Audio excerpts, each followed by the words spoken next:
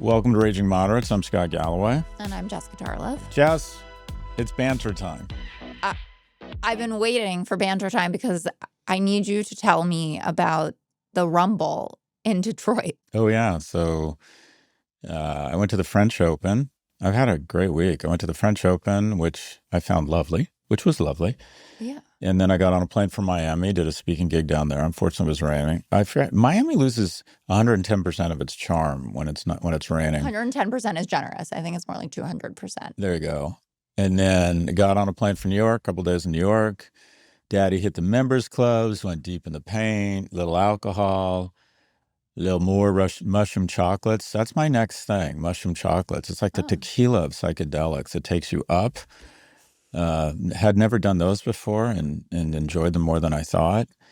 And then I went to Detroit for Summit, which is this big gathering. They call it Learning Man. It's talks during the day, and then everyone does much more serious hallucinogenics and listens to DJs and talks about vertical farming. And as far as I can tell, it's a bunch of rich kids whose parents are putting them through focusing on their sleep or, Didn't they fly you and some friends somewhere before because they didn't have money to pay you? So you were like, let's just all go on vacation?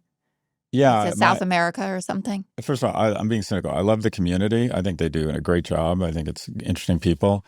And my speaking fee is fairly crazy. I've noticed. Not that I'm trying to pay you, but when you tell me, like, just go give a bunch of speeches, and I'm like, it's not really the same to hear from me as to hear from you. Trust me, you're getting paid more now than I was at your age, so you have some time to catch up and blow There's hope my doors off for my kids. But instead of charging them a speaking fee, I say, let me bring my team and friends. Because I think it costs like $5 or $10 to go listen to DJs and hear me talk about income inequality. And so I went to that, and my friend Pablo Doritas, who runs this kind of culture and programming at the Faena, my favorite hotel in Miami, and I've known him for 25 years. How do I know him, you're thinking? Well, when I first moved to New York, I had a little bit of money and no friends and no game. So that spells you have to find a guy who's a club promoter who can invite you to cool stuff. And Scott Harrison, who went on to found Charity Water, and Pablo Doritas were my two friends who could get me into places that I otherwise wouldn't be able to get into. And he and I became friends. He moved to Miami, and he does this thing called the Rumble where they have two people. The metaphor is a boxing match. You come out in a ring. The best part is the entrance. My opponent was Shermichael Singleton, who's a super impressive young man. And I'll downside for me. 34-year-old black Republican. Like, I lost before I got in the ring. No, I saw your abs, and I'm not trying to get an HR violation, but you are looking fabulous. I appreciate that, and you're welcome to harass me at any time, any point. I see it as a feature, not a bug of the workplace. As long as it's coming this way. Anyways, Shermichael did a drum line from I think either an all-black college or a high school, which was fantastic. And then I one-upped him. I came out with 5 drag queens, and I mean these ladies were outstanding. They were fabulous. And then audience asks a question. You answer, your opponent answers, and at the end of like 8 rounds, they decide who wins, and you get a big belt if you win. It was really cool. I really enjoyed it. So yeah, that's my midlife crisis tour. And I knew I was going to have to take my shirt off. I decided to take my shirt off. So additional doses of testosterone, and I've been doing free weights and loading up on the creatine just to put it in the window a little bit. So yeah, that was my week. What did you do? What have you done the last week? Nothing like that. I definitely haven't been testosterone dosing and creatine. You sound, though, like when women are getting ready for their weddings, right? Like that you have this push at the end to make sure that you look great in the dress, That's right. Or in your case, in the boxing shorts. It was pretty normal family stuff, but I'm in the middle of a staycation at home. Our girls are at Brian's mother's. So we're at home without them. And it's so great because you realize that you actually love your home, which you don't usually feel because you're just like stepping on toys and everyone is screaming and has a dirty diaper. Not talking about my husband, talking about little people. So that's been fun, and going out to dinner, which I miss doing without thinking about like, oh, I have to get back for the babysitter. So these are all very kind of average, I'm sure, experiences for young parents, but I am enjoying my kid-free week. So that's all So I've you got have to great contribute. in-laws. You have in-laws you can Yeah. dump the kids at. Well, it's also the nanny goes as well. So the in-laws get to feel like they're taking care of kids, but they're not Okay. actually I take it taking back. care of kids. They're average to better than average in-laws. No, they're fantastic, but Yeah. you know, you got to also make sure that your kids are safe. And we're in the midst of swim lessons and working on our water safety. So, and they have a pool. So I really don't want any terrible outcomes. Can I give you sort of a little insider info, some like hacks on getting along with your in-laws? It's very like easy. Buy them a Mercedes. 100%. Don't communicate with them. Don't communicate. It's not a thing, Scott. You can't do that. And women can't do that. That's Don't like communicate. Totally a dude That's thing. when your relationship with your in-laws comes off the tracks, when you start communicating and your father-in-law decides he needs to let you know why he likes Trump. And 2, buy dad a Mercedes every 3 years. And when your mother-in-law gives your father-in-law just an unreasonable amount of shit and grief, just look at her in the eye and nod. Just show that empathy for a little bit of crazy. That's what I do. I just buy him a car every 3 years, and when she's out of control, I look at her and I'm like, I get it. I 100% get it. I get it. Anyways, today we're talking about the LA protests sparked by ICE raids. That's bias. That headline is bias, saying it's sparked by ICE raids. That's a little bit of our progressive bias here. Kilmar Abrego Garcia's return and the fallout from Musk and Trump's breakup and what it means for the future of the GOP. Okay, let's get into it. It's been a volatile few days in Los Angeles after immigration raids sparked widespread protests. Over the weekend, President Trump deployed 2,000 National Guard troops to the city without a request from the state, prompting swift backlash from Governor Newsom, who called the move purposefully inflammatory. Now California is suing. The state filed a lawsuit against the Trump administration asking a federal judge to declare the troop deployment unconstitutional and block future call-ups tied to street protests. Meanwhile, tensions on the ground remain high. Over the last 5 days, law enforcement fired rubber bullets and threw flashbangs at protesters in downtown LA after projectiles were reportedly thrown at officers. Over the weekend, police used similar tactics to disperse crowds. Protesters set self-driving cars on fire, and parts of downtown were declared an unlawful assembly zone. One county official called Sunday probably one of the most volatile nights in LA's recent memory. The federal response is only escalating. On Monday, U.S. Northern Command activated 700 Marines to help protect federal property in the area. The Pentagon also confirmed Trump had ordered another 2,000 National Guard troops in Los Angeles on top of the original deployment. The president's border czar, Tom Homan, said the Marines were necessary to quell protests, though he declined to explain what criteria the administration is using to justify the moves. This all comes as outrage over Trump's immigration crackdown spreads from the streets to the courts, especially in the case of Kilmar Abrego Garcia, a man who was mistakenly deported despite a judge's order, eventually returned to the U.S. and later faced federal charges he says are politically motivated. And while public opinion on immigration remains split, Trump's tactics aren't winning him support. A new CBS News YouGov poll finds most Americans do support deporting undocumented immigrants in theory, but a majority disapprove of how Trump is doing it.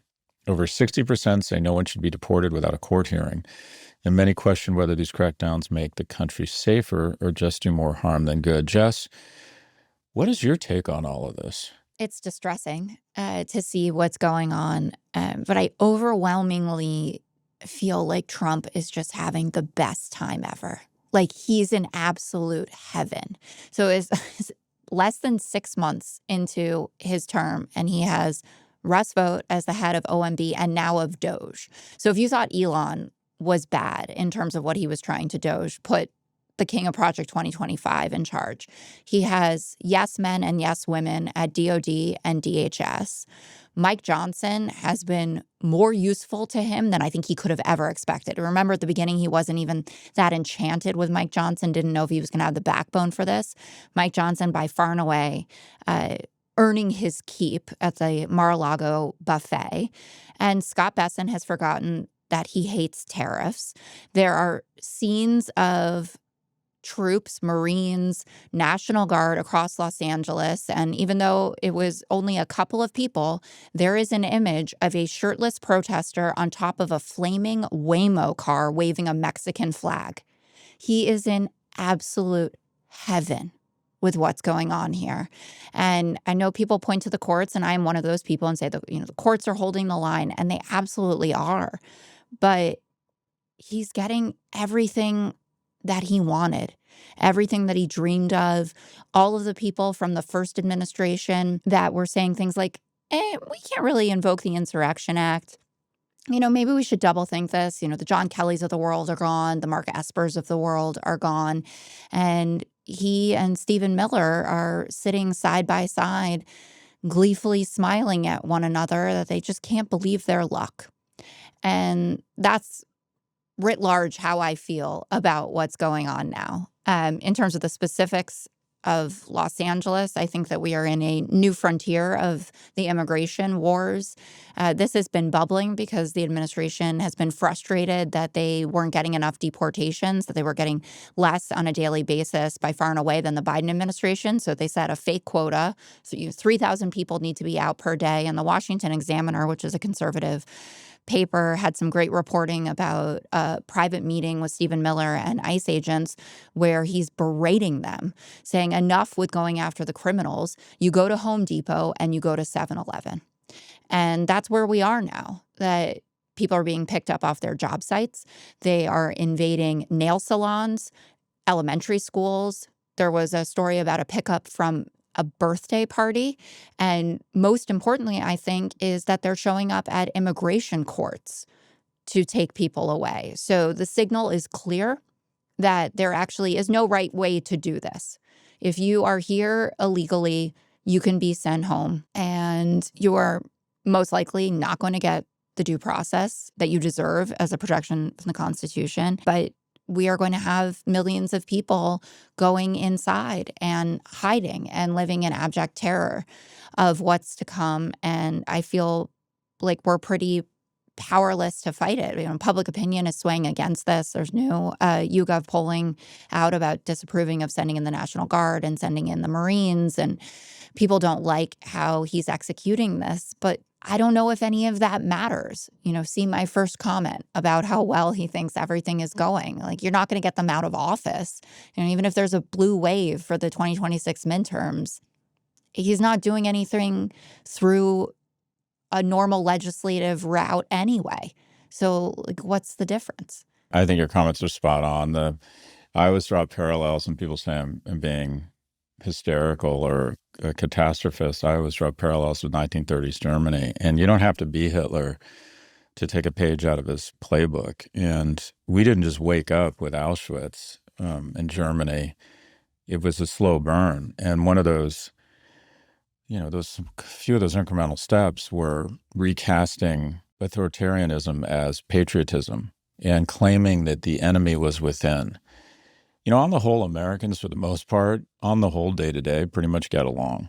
On the whole, our economy, with all our problems around income inequality, 159 sovereign nations in the world, the majority would kill to have our problems. What you do, or kind of the best practice around a move from a democracy which is based on trust to an autocracy which is based on fear, is you claim that the enemy is within. And in the 30s, it was socialists and Jews, and who they saw as also academics and revolutionaries. And they try and incite, or they talk about law and order as being that I will restore order. And then they weaponize and deputize the military. When you have tanks on the street, when you have the military being brought in above and beyond state and local law enforcement, it essentially says, in my opinion, our society is failing. The last time it happened for me was in 1992. I came home from graduate school, and after the Rodney King riots, I lived in a very sleepy suburb of Westwood. There were what looked like two high school kids in fatigues and military with, M15s just posted on every corner. I remember thinking, wow, this is America now? We're that country? This is how an authoritarian gets. They try and motivate or incite a response so they can justify, having an overreaction against their political enemies. Now, the really sad part about it is that I won't say I'll say the protesters are playing into their hands. When you see people throwing rocks and stones at law enforcement officials, and you see them wearing masks, and you see them waving Palestinian flags and even Mexican flags, I think they should be waving American flags. I think they're just absolutely playing into his autocracy playbook.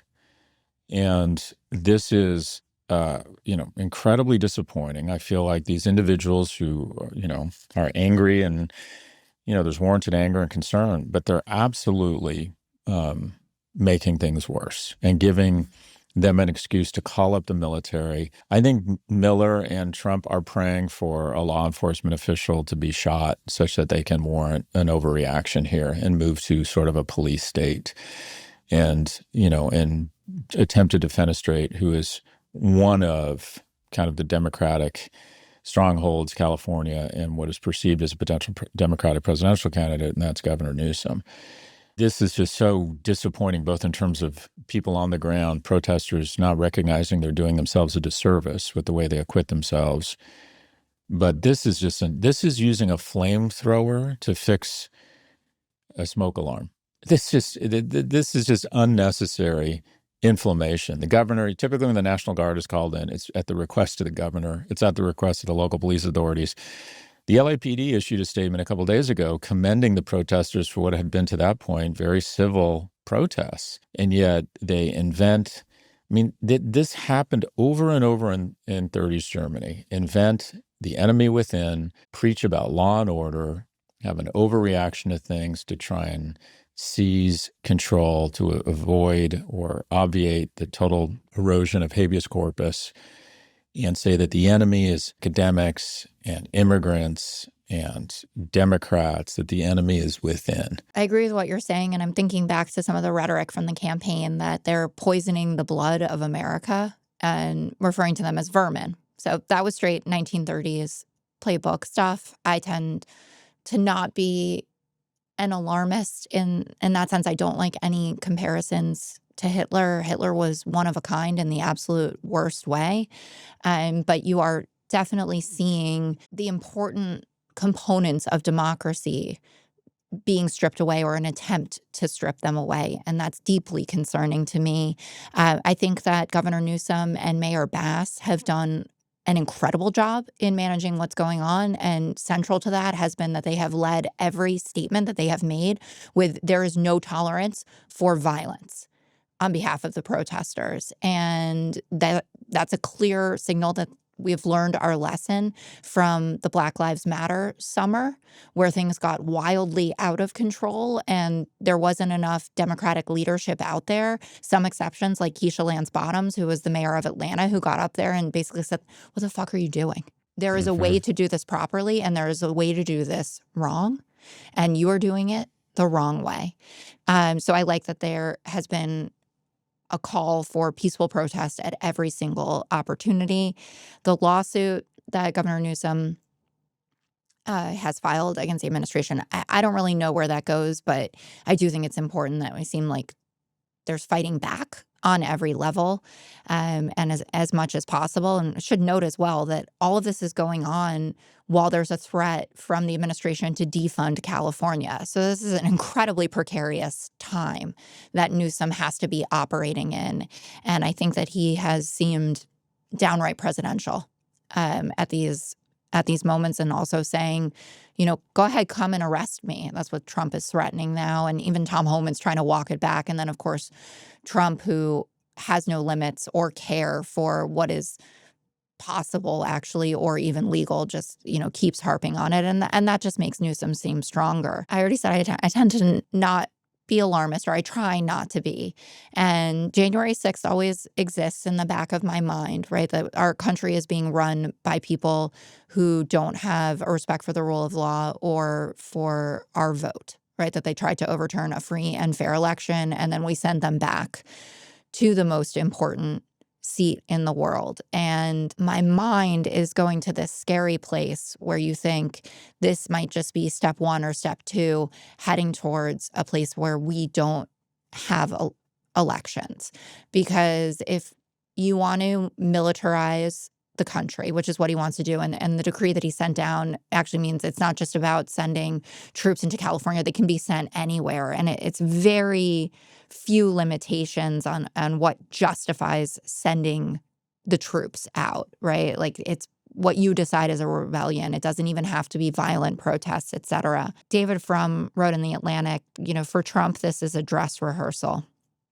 And you can see a world in which an administration that already says everything is an emergency, so they've exercised emergency powers more than any of their predecessors. It's going on a rapid pace. They said, everything from immigration to the economy, tariffs, energy emergency, et cetera. So if we live in a constant state of emergency, if you can deploy troops at the drop of a hat, I think he sent, even, we're recording this on Tuesday morning, another 2,000 National Guard is being sent. And we should note, refused to send them for January 6th, which is really what an insurrection looks like.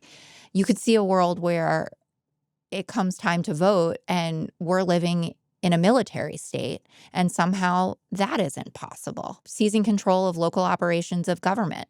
Maybe that is a step. I don't know what number step in this process, but it's something that's hanging over my head, and it's really distressing me. You catastrophized to that level? Yeah, I'm a glass half empty kind of guy, so it's easy for me That's to what I go love there. about you. There you go. Bring me down even further. I'm already on ground level. Take me subterranean. I'm just so sick of everyone saying they're an optimist. Yeah, you need an optimist to vent the plane. You need pessimists to have seatbelts. But anyways, there are three firewalls here. And so let's go through each of them. The first is the courts. And I think the courts are doing their jobs. Essentially, anytime this gets in front of a judge, even if it's a Trump-appointed judge, they go, no, you can't raise tariffs and claim you're doing this because it's wartime. No, you can't cut all research for medical funding to a university because you've decided it's anti-Semitic. We're talking about research for diabetes. And so the courts seem to be doing their job. The second is the media. I'm mixed on the media. I think there's a lot of good on-the-ground reporting, but the media isn't interested in giving a real, they're not going to cover the peaceful protests. They might say this is bullshit and talk about this is peaceful protests as a means of diminishing or puncturing the validity of this over-response, but they don't really give the rest of the world a sense for the real vibe in LA. And when I talk to people in LA, they say, yeah, there's flashpoints. I've seen them on the news, but we're all going to fine. We're at brunch. We're all going to Gelson's and, headed to the movies and or whatever it is people. Getting like a $90 smoothie. Yeah, we're fine. We're still going to Nobu tomorrow night. It's just, it's not as if, it's not like the riots or even, that was different, or it's nothing like COVID or anything like that. So, but on the whole, I would say the media is doing its level best. And there's a lot of kind of citizen journalism I've seen that I think has been pretty good. And then civil protest is sort of the third leg of the stool. And I would argue that started strong.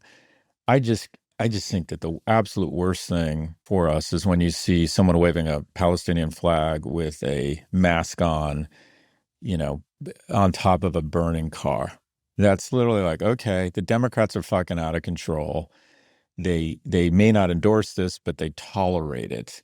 Things are out of control, and people's emotions start to accept what they hope is temporary violation of the Constitution.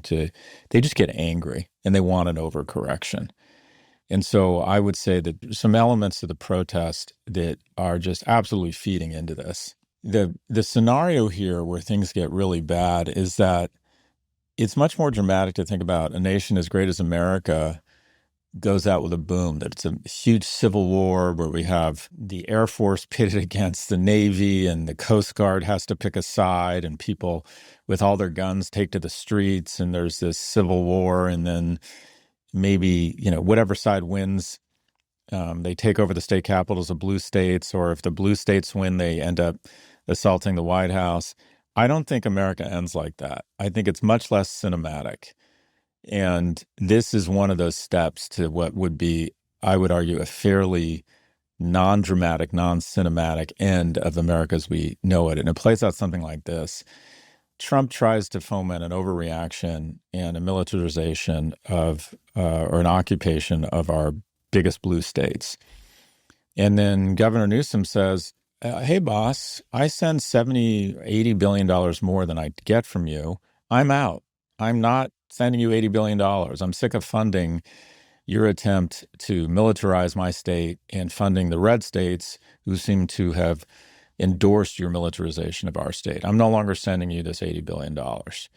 Or if, say, Governor Newsom or Representative Torres is elected president, they say, we're not certifying the election. We don't recognize this president.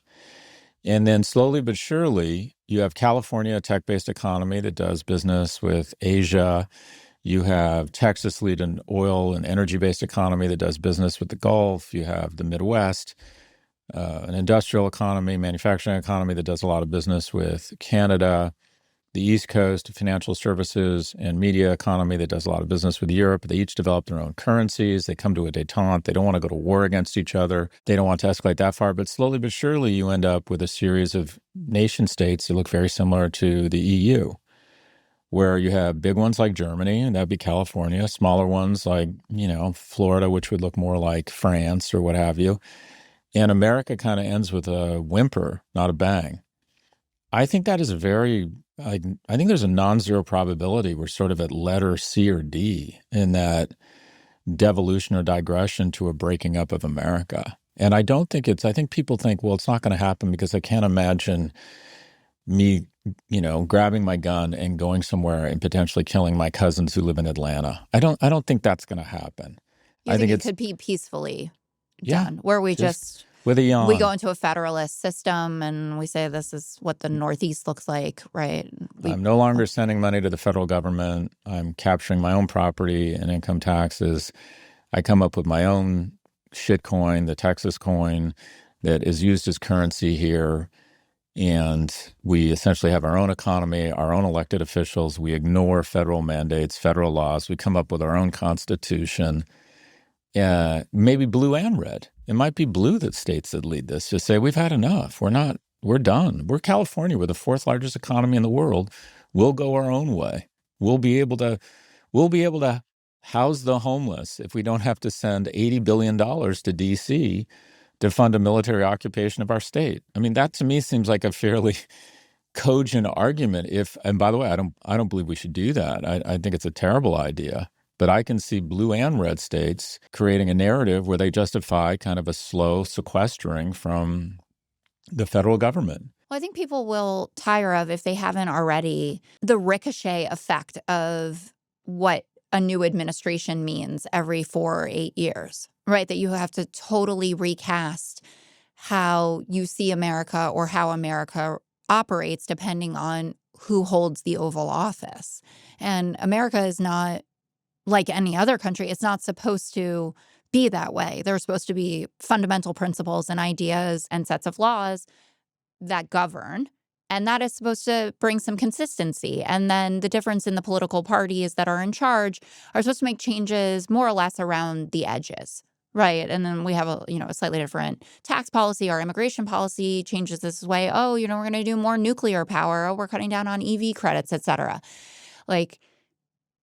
That's, I think, how people had understood what's going on. But we are in a moment where people want to burn it all down. And I don't know if you read David Brooks's column from the end of last week in the Times, but he was talking about how one of the ways, at least, that he sees it that Democrats don't get it or are not prepared for this moment is that we're thinking way too small in terms of what can be achieved, and that the problems that we face as a country and as a political party are not going to be solved by having a good midterms, right? Or even having Governor Shapiro turn into President Shapiro in 2028, but that the Republicans have much better understood the moment and how much people hate the system, system TM, right?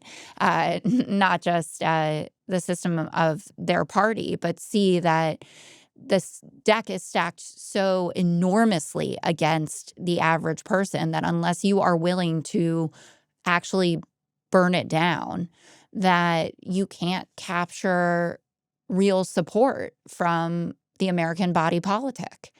And I think that there's a lot of merit to that. And I was on a call with a former congressperson who was thinking about this, running for office and for bigger office, and is grappling with, how do we make it clear to people that we understand how important this moment is, how scared everyone is, and that also business as usual is not something that they are interested in returning to. So we have to, once, be the adults in the room that can quell everything and bring us back to a status quo, but we also have to destroy the status quo at the same time.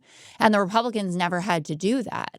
They just went all burn it down, and it worked out, and they were able to get reelected. But Democrats have to be both parent and child. And that's a very complex role to have to fill. I do think there's a certain advantage in, so I'm renovating a house and building a house. And what I found, much to my surprise, is that it actually takes less time to build a house than to renovate one. Because there's, historic society, you run into a pipe. Once you have your architectural plans on a piece of land and you have zoning, you can just go wham, you just go. And I do think the advantage that the Democrats should lean into right now is basically, I think our party is almost at zero right now. We had Leader Jeffries, we interviewed him. I think he's a wonderful congressman, a wonderful representative. I don't think he is up to the job of leading the Democratic Party through this. And I think Senator Schumer is case study number one for why we need age limits and how weak we've become. We are literally starting from zero.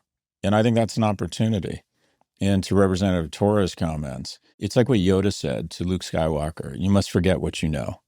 So forget everything about identity politics. Forget everything about Democrats trying to show their affection for special interest groups by just cutting them a check. Like, if you had a blank slate, which I think the Democratic Party kind of does right now, if you were to propose a tax bill, what would be your core themes? Would it be around encouraging housing? Would it be around capital formation? Would it be around lowering tax rates and moving to a flat tax, but it's non-negotiable? These tax rates are non-negotiable for everybody. Effectively, if everybody paid about 24% in tax, corporations and individuals, you're kind of done. No deficits. That's it, 24%. I think most people would sign up for that. They'd go, oh, okay, I'm down with that. If that's going to give my kids a better life and it's simple and I don't have to deal with accountants and taxation and, just a postcard, as Ross Perot said, 0.24 times my top line income, boom, we're done. And maybe it's zero. Anyone makes less than $80,000, it's zero. Two taxes. You make less than $80,000, it's zero. Above 80, it's 24. Above 10 million, it's 64. I'm already making it more complex than it needs to be. But we'd have to have someone from the Democratic side or a group of Democratic representatives say, this is, as Representative Torres said, this is our contract with America. These are the three things we're focused on. And try and get away from the identity politics and the hand-wringing over the trans community or pronouns or it just, okay, we are totally focused on the material and psychological well-being of Americans. They're very focused on their economics.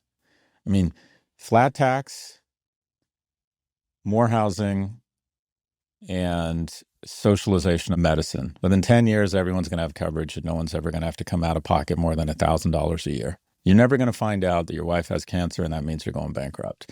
Like, whatever it is, I'm not saying those are even the right things. Yeah. Foreign policy, our foreign policy is we're going to bring in really fucking smart people to figure out these complex problems, but we're not going to dictate foreign policy right now around what it means to be an American abroad. If you want to say America first, fine, that's easy to understand. No one understands what that means. Or maybe it's the restoration of alliances. We go after, our job is to take advantage of the unbelievable prosperity that we've recognized through global trade. We're going on a gigantic apology tour. We're going to take down, not only, we're going to go anti-tariff. We're going to have bigger, bolder, free trading zones around the world. Biggest tax cut in history will be if we kiss and make up with China. There has to be some IP protection. But just as clothes have become, the cost of clothes have been cut in half because 97% are imported into the U.S., right? I have a trade deficit with my barber. It's worked out really well. Let's get rid of this old, stupid 1890s thinking. We're going to have more global trade. Shit's going to get much cheaper for Americans. right? And we're going to try and restore the alliance, the greatest alliance in history, and that is between men and women. Men have to stop this bullshit of thinking that their struggles have come because of the ascent of women. This is not a zero-sum game. And women, we need you to stop saying that men don't have problems. They are the problem. We need men and women to get on each other's side again. I don't know what it is. Alliances, alliance, housing, an embrace of global trade. I don't know. Three things. But the Democrats need to say, okay, this is an etch-a-sketch, and it's been shaken, and it's blank right now. What new lines do you want to draw? And for God's sakes, get it out there. Propose something and get it out there such that we're just not all running around talking about accusing Trump of being a fascist over and over. Like, we have to move to the positive part of this. What are our proposals? What are our counter proposals? And the exciting thing is, I don't think we're renovating a house here. I think the house is burnt down. I think the Democratic Party, given this move towards authoritarianism, despite that, Trump would be reelected today. I think that if he was running against Vice President Harris and the Democratic establishment, I think he'd probably win today. So the Democratic Party is done as we know it. And the ideals and principles and bench are really strong. We have some outstanding assets. So what would we do new? And don't even mention Trump's name. Don't even mention his name. Well, hopefully he's an afterthought in whatever goes on for 2028 anyway. But it is, I think, I don't know if this has been measured, but it seems to me that mentioning Donald Trump is mentioning Donald Trump is perhaps the quickest way to get people to turn off, but is at least in the top 5 in terms of who they're looking to support as a politician or as a political party. Because people have already made up their minds about him, made up their minds years and years and years ago, frankly, and you know, to self-flagellate a bit. You know, we forced people back into his arms, or we made it a lot easier to go and do that in 2024. And I think that if voters could see Democrats at least spitballing the way that you were. So some of the things that you said, I like. Some of the things, you know, I want to double tap on and push back. You know, I'm not a big flat tax person, but at least you're having a discussion about this. And no one would penalize a politician for showing up with a postcard that said an economy that works for everyone, decent health care that isn't going to bankrupt you, an education system that works. Right. And then you build out the rest of it. I think focusing on domestic policy is the way to win a domestic election. I think that our alliances and partnerships abroad are certainly important, but people are most concerned with what's going on in their house right now. That's why they call them the kitchen table issues. Like, they're going to get up, they're going to go to work, they're going to think about how much they're being paid to do that work. Their kids are going to get up and go to school. They're going to come home and they're going to sit around the dinner table and they're going to think about what it is that they're having for dinner and if it was too expensive or cost the right amount. That's basically what life looks like, right, for the average person. And you are also describing a governor. You are describing someone who has worked in management. And you can see the kind of clarity that's delivered in a speech by a J.B. Pritzker, a Wes Moore, Josh Shapiro, Governor Whitmer, Jared Polis, et cetera. It doesn't even actually matter the topic that they're discussing. You know, Jared Polis talking about anti-Semitism, which is not going to be the lead issue or the lead platform plank for someone running for president, but there is a clarity that comes with having to manage a state that you just don't get from people that give, you know, soaring speeches on the floor of Congress. Because these people have to get shit done. They have to rebuild I-95. They have to repair a bridge. They have to bring a community back together after some lunatic anti-Semite is throwing flames on Jews peacefully protesting. So I'm very much in on the governor train right now, and somebody declaring. I have a higher opinion, I think, to some degree of what Hakeem Jeffries is doing than you do, because keeping the caucus together is difficult work. I bet, yeah. And especially when you have, you know, super conservative members of the caucus over to the AOCs of the world. And Democrats have at least been able to have a unified front. And I think that matters, and especially in opposing legislation, et cetera. But point taken on all of those fronts. Yeah, I think that's well said. Okay, let's take a quick break. Stay with us. Welcome back. What are your thoughts on Kilmar Abrego Garcia, Jess? So I was pleased to see that he was returned to face his day in court, or to get his due process, but was pretty disturbed by the indictment that they had. I don't know if you saw Pam Bondi's press conference about it. So this all came together, and I think the grand jury met a couple of weeks ago. But this indictment, which was filed in Tennessee, is absolutely scathing and alleges that he was engaged in smuggling men, women, and children. She also went off script and talked about all these things that he allegedly did that aren't even in the indictment, like talking about murder and child pornography. And you would think if that was true, that it would probably be in the indictment itself. But now we have kind of like a mini fight within the larger fight, because Kilmar Abrego Garcia's lawyers have filed a contempt lawsuit against the administration. They're sticking with it because it's quite clear that they could have brought him home months ago. So it was 3 months ago that he was mistakenly deported, and I'm using the terms that they even used. It was a mistake that he was sent. Then 2 months since the Supreme Court said you need to facilitate his return. And then they finally got around to it, I think because public opinion was so clear about this, that he may be an MS-13 member, he may be the gangbanger that they said and not the Maryland dad, but that people deserve their due process rights. And it's a lot different to deport someone versus to put them in CCOT, right? To put them in a foreign gulag where they may never see the light of day again.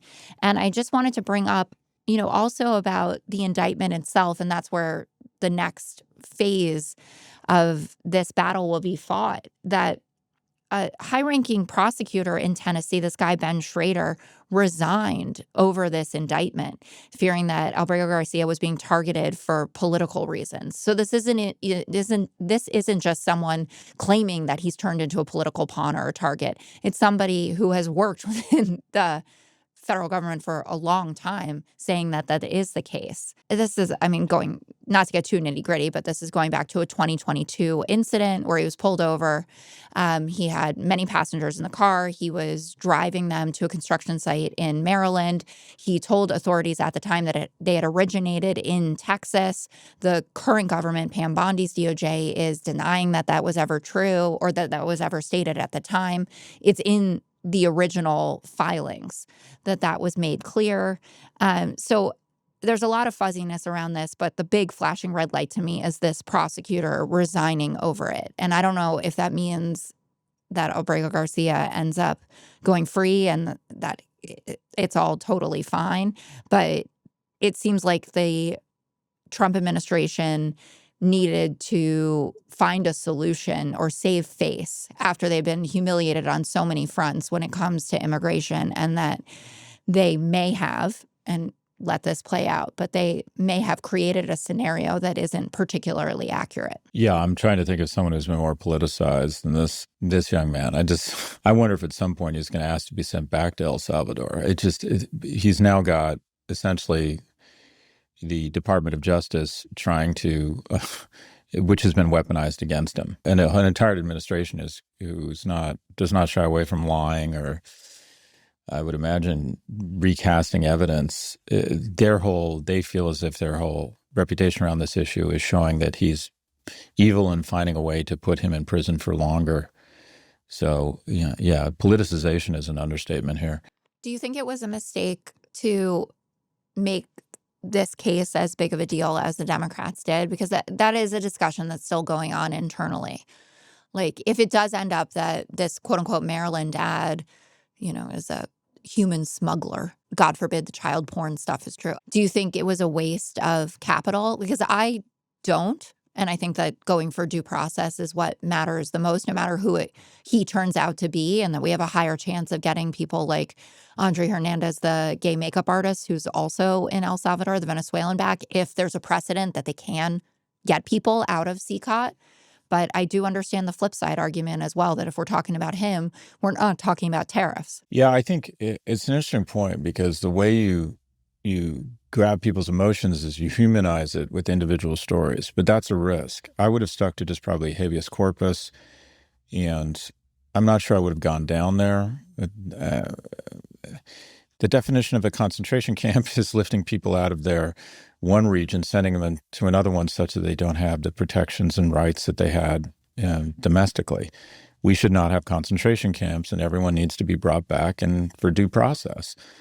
I just would have stuck with that argument and list people and maybe reference them and individuals, and the most obvious ones are the most blatant ones. I mean, if this guy has done half of what they say he's done, it could backfire. And I wouldn't even engage in the argument. Yeah, maybe he is guilty of all these things. We'll find out. Constitution is clear. It says persons, not citizens. And an underpinning of our judicial system is the following. We purposely decide to err on the side of occasionally letting someone guilty go free as opposed to incarcerating innocent people. So that means we go through incredible expense and provide some people who are awful with what rights at a time that feel like unfair to the victims or to safety. But that is the approach we've taken to national security. And if we want to have a different approach where, okay, innocent people end up in prison, innocent people end up incarcerated without due process, with no access to their family, perhaps even shipped to different black sites or concentration camps. All right, vote for those people. But the current Constitution does not allow for that. I'm not sure. I worry that we've doubled down too much on an individual's background that we don't know that much about, or that the government, using their synchronicity with Fox News and different conservative media outlets and doctoring of photos or tattoos, is going to be able to just say, hey, you guys, we should have left him down there. Look, you guys are wrong. This is a bad hombre. That's not the argument. The argument is we take the worst people and we give them due process and habeas corpus because we want everyone to have access to that. So, we'll see how it plays out. But this is, you've always said correctly, I was watching on the 5, that this is still his most popular issue, or the issue he has the most support on. All right, let's take a quick break. Stay with us. Welcome back. One of the most powerful alliances in American politics just blew up spectacularly. Donald Trump and Elon Musk, once political partners and mutual hype men, are now trading insults, threats, and even conspiracy theories in a very public, very messy breakup. It started with Musk blasting Trump's GOP-backed mega bill as a disgusting abomination. I think he said Porkville disgusting abomination, which, by the way, Jess, is the new hors d'oeuvre at TGI Fridays.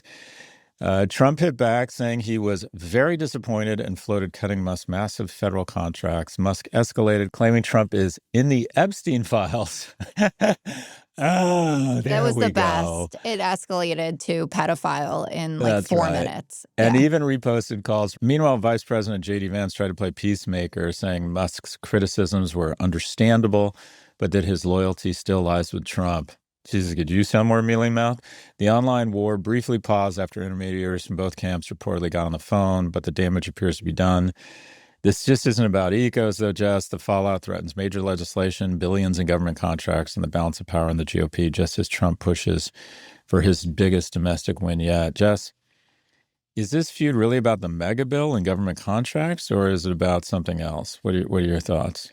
I think it's about both. And everything is tied together when you're dealing with the president and his co-president for a time, short-lived co-presidency. But, there's the money of this, which matters a huge amount. Tesla is not Tesla without those EV credits.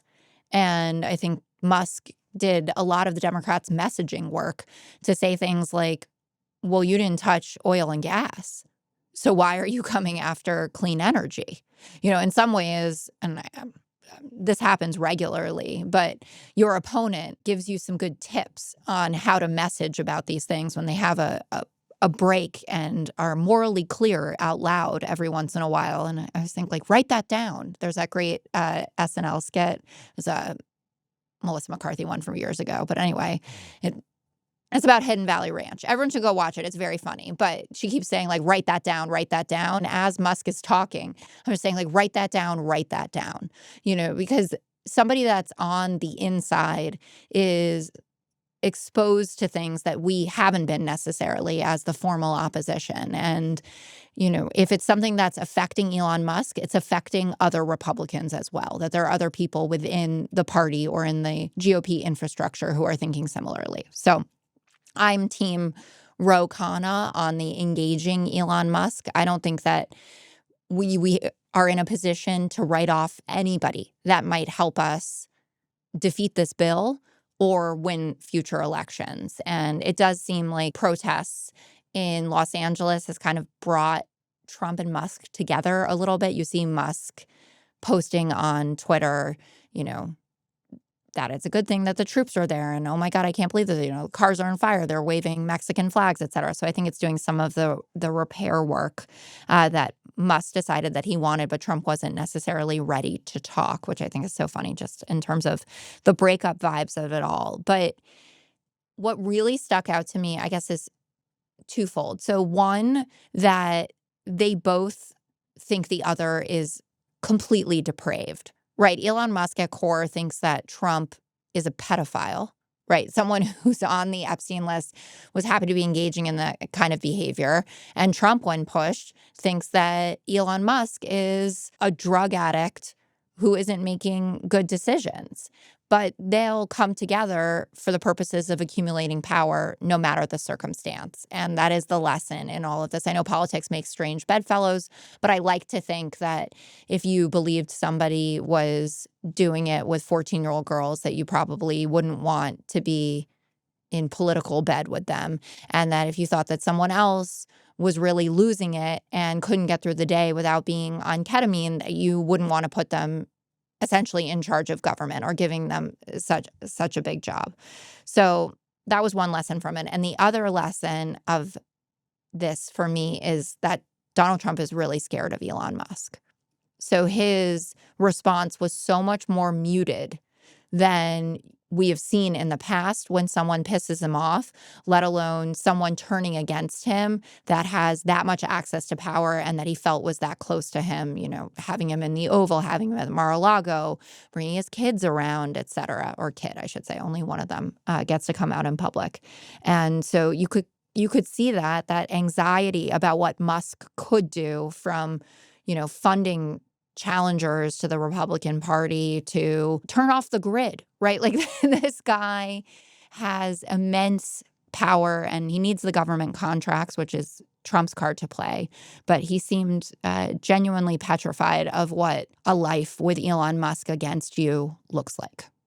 What about you? If this thing were any gayer, it'd be a show on Bravo sponsored by Grindr.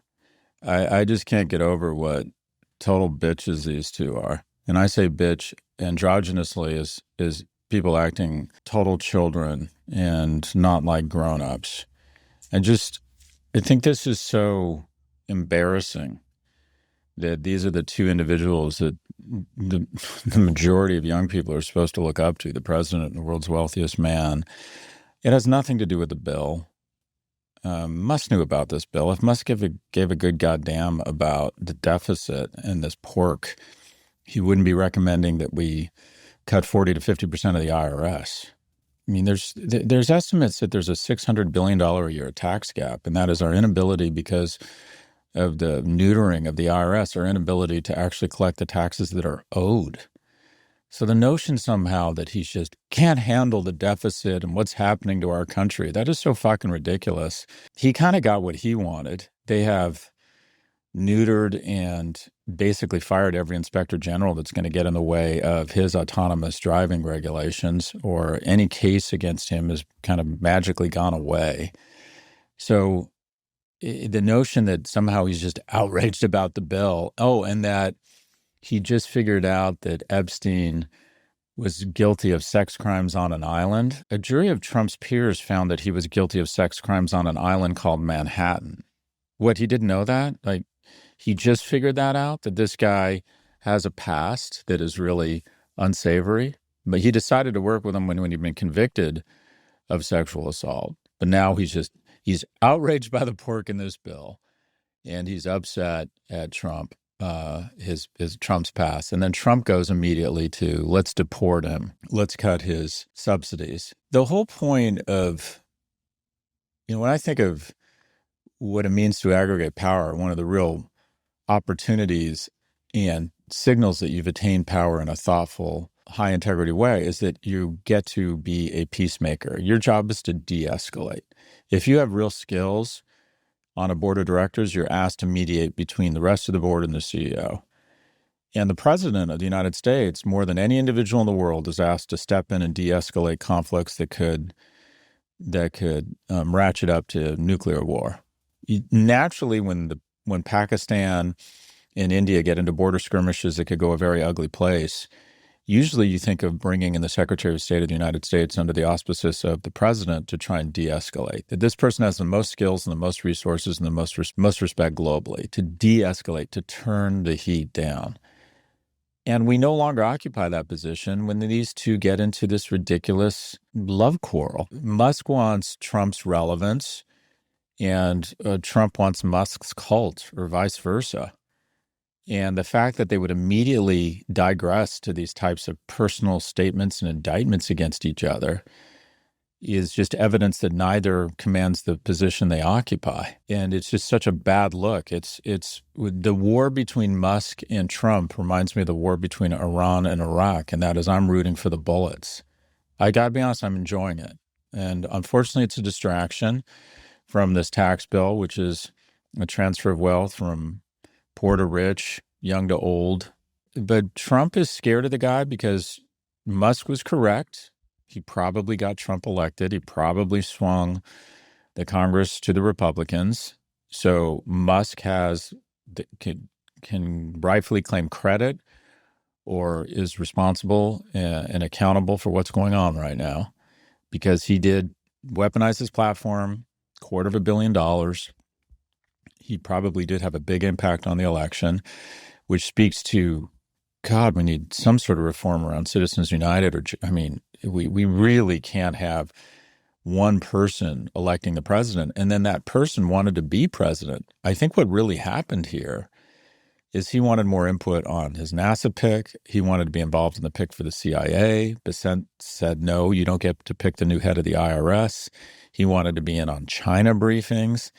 He basically wants to be an unelected president. And a lot of his cabinet members threw up on that. Supposedly there was actually a physical altercation between him and Bissett. Right. And also, we keep talking about Trump as if, he's some sort of runaway teen or something. But the guy's about to get AARP mail. The thing that kind of explains a lot of this is that, according to the New York Times and the Wall Street Journal, Elon Musk is a rabid drug addict. And I don't know if you've ever had a drug addict in your life. I have. It is striking. I mean, it is sort of unbelievable what inconsistencies, irrationality, weirdness, ability to lie through the teeth through the people they love most in the world. I had total asshole fraternity brothers with no judgment who were spoiled rich kids who were traumatized as children and behaving like 9-year-olds. They wouldn't have gone there. They wouldn't have done that. That's what we're dealing with here. We're dealing with children. This is bad for both of them. They both lose.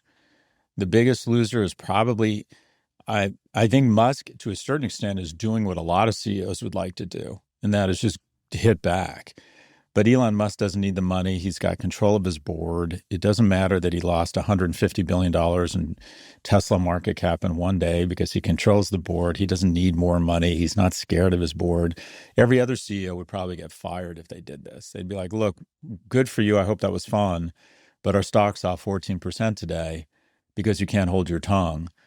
So this is, it's theater, but you come out of the theater just thinking, oh, wow, God, do I feel nauseous. What a waste of 2.5 hours. Yeah, what a waste of drama here. Part of what we are seeing on Musk, not to give him too much emotional credibility, is his disappointment for the way government works and the realities of what's happening within the government itself. So he was angry, rightfully so, that they were only going to codify $9 billion in the quote-unquote savings that he found. And I think it is important that a Doge employee who has been doged himself said, quote, I personally was pretty surprised, actually, at how efficient the government was. Fraud was minimal and abuse was, quote, relatively non-existent. So I think that, Musk came in with this vision of what it was going to be like, and that he and Trump were actually partners, and that everyone really believed in Doge, and they were going to do their best to make sure that these cuts were codified. And he faced resistance internally in some cases from the other cabinet secretaries, the courts certainly, but then also the fact that the government is much more efficient than anyone expected. And that is a very difficult needle to thread for the Democrats, because nobody wants to hear actually that this enormous behemoth of a federal government is doing as good as possible, or as well as possible, I should say. My English should be better. But I think that that is an important component to the breakdown that he had, frankly, that he, walked into a pretty well-humming machine and then was minimized by the man that promised him the world and that he paid $294 million or whatever it was to get elected. There are so many injustices just flying under the radar right now because of the weirdness and economic threat and usurp of congressional power, that we're missing a lot of stuff that is, in my opinion, just so outrageous. And I was especially incensed by something that happened last week, the first week of Pride Month. And that is, I don't know if you're familiar with Harvey Milk. Yeah. But essentially, Harvey Milk served in the Korean War. He went on to be an elected U.S. supervisor, one of the first openly gay elected officials in America. He served his country, and his reviews in his military record, he actually worked on a submarine. He was promoted. His reviews say he was outstanding. He was promoted to officer. And then in 1954, he was outed as gay and was given a decision by his superiors to either resign from the military with what's less than honorable discharge, or some weird thing that basically is not an honorable discharge, or face court-martial. And so he decided to resign from the military, forego all of his military benefits, and then went on to be an activist and was the first openly gay elected official, or one of the first, in San Francisco to the Board of Supervisors, which provides huge comfort to, I think, a lot of gay people who thought that they were never going to have real robust representations. He was, as I like to say, he was gay before it was cool. He was out when it was a real risk to your reputation and your personal safety. And he was murdered along with Mayor Bill Moscone by actually a fellow supervisor. U.S. Navy, they put in a request. There's a process for putting in a request to name a ship. So they put in a request in 2017 that Harvey Milk, in some small nod to his service in his memory, that they name a ship after him. So they named the USNS Harvey Milk. It was christened in 2021. And just a nod to the inclusivity that the armed services are known for.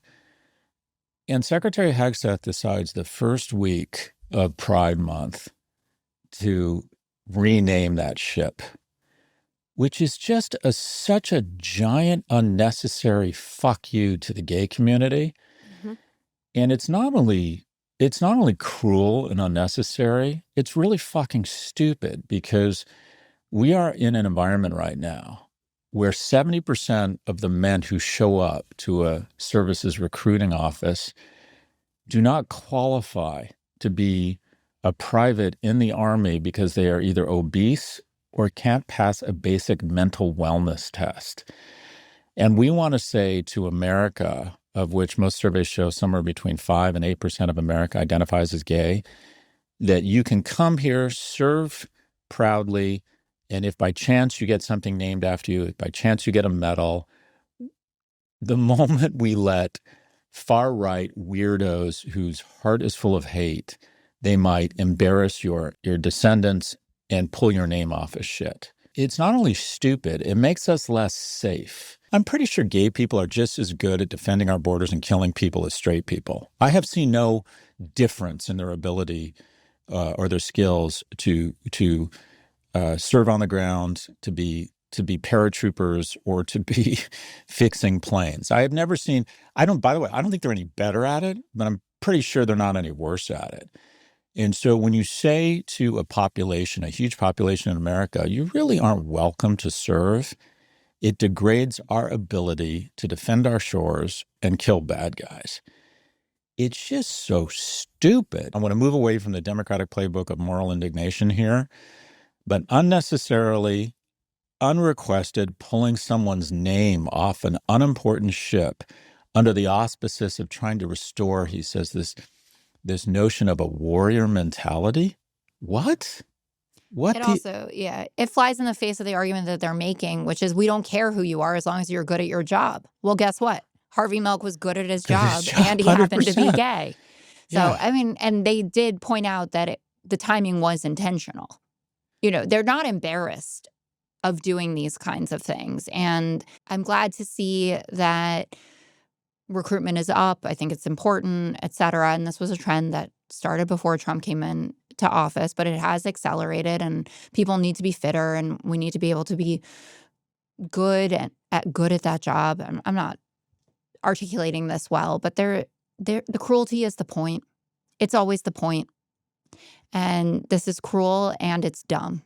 And it shines a very negative light on the way that our armed services are being run. That's all for this episode, Jess. Thank you for listening to Raging Moderates. Our producers are David Toledo and Eric Genikes. Our technical director is Drew Burrows. Starting this week, you'll find Raging Moderates every Wednesday and Friday. That's every Wednesday and Friday. Subscribe to Raging Moderates on its own feed to hear exclusive interviews with sharp political minds that you won't hear anywhere else. Just to give you a sense for how heated it is and how early this race is, you will not believe the people that are calling Jess to get interviewed by her right now. This week, we're speaking with Representative Richie Torres, who both Jess and I are huge fans of. Make sure to follow us wherever you get your podcasts so you don't miss an episode. Jess, have a great rest of the week. You too.